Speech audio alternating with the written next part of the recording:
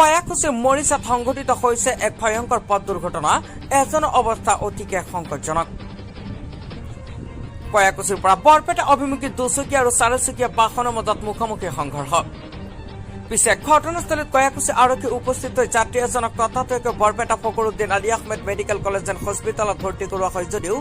অৱস্থা সংকটজনক বুলি জানিব পৰা গৈছে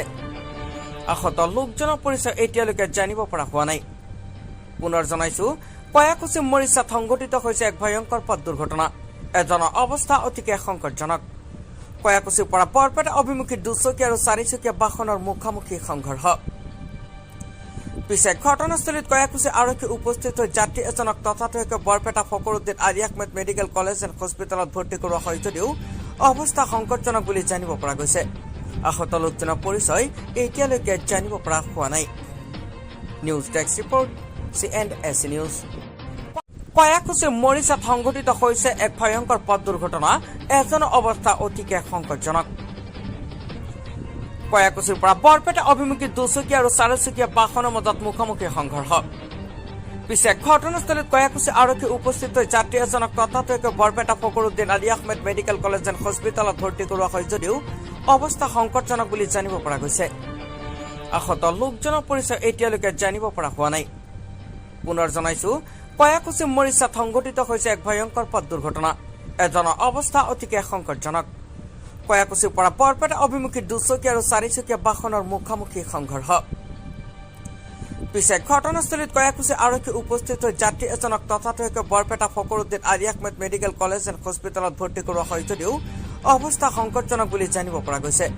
আহত লোকজনৰ পৰিচয় এতিয়ালৈকে জানিব পৰা হোৱা নাই news desk report CNS news কয়াকুছি মৰিচাত সংঘটিত হৈছে এক ভয়ংকৰ পথ দুৰ্ঘটনা এজনৰ অৱস্থা অতিকে সংকটজনক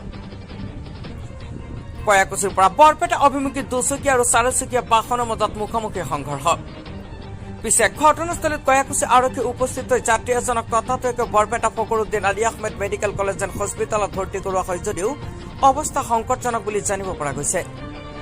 আহত লোকজনৰ পৰিচয় এতিয়ালৈকে জানিব পৰা হোৱা নাই পুনৰ জনাইছো কয়াকুছি মৰিচাত সংঘটিত হৈছে এক ভয়ংকৰ পথ দুৰ্ঘটনা এজনৰ অৱস্থা অতিকে সংকটজনক কয়াকুছিৰ পৰা বৰপেটা অভিমুখী দুচকীয়া আৰু চাৰিচকীয়া বাহনৰ মুখামুখি সংঘৰ্ষ পিছে ঘটনাস্থলীত কয়াকুছি আৰক্ষী উপস্থিত হৈ যাত্ৰী এজনক ততাতৈয়াকৈ Barpeta Fakhruddin Ali Ahmed medical college and হস্পিটেলত ভৰ্তি কৰোৱা হয় যদিও অৱস্থা সংকটজনক বুলি জানিব পৰা গৈছে আহত লোকজনৰ পৰিচয় এতিয়ালৈকে জানিব পৰা হোৱা নাই